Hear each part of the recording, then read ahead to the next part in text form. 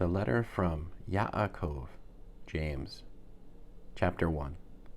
From Yaakov, a slave of God and of the Lord Yeshua the Messiah, to the 12 tribes in the Diaspora. Shalom. Regard it all as joy, my brothers, when you face various kinds of temptations. For you know that the testing of your trust produces perseverance.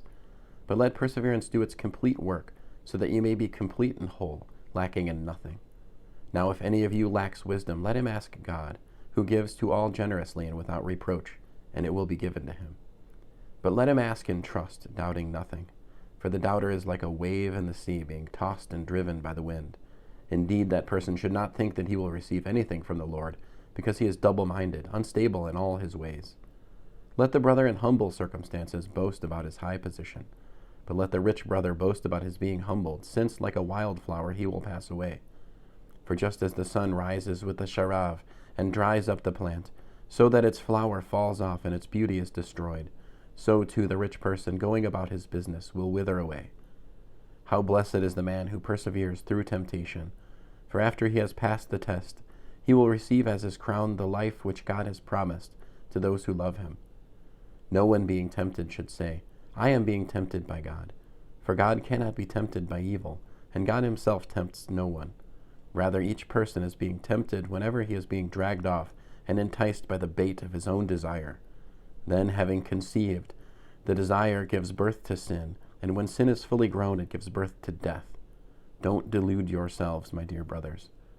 Every good act of giving and every perfect act is from above, coming down from the Father who made the heavenly lights. With him there is neither variation nor darkness caused by turning.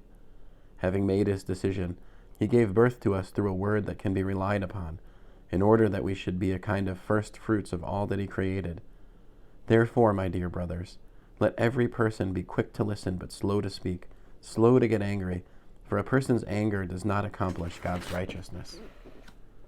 So rid yourselves of all vulgarity and obvious evil, and receive meekly the word implanted in you that can save your lives.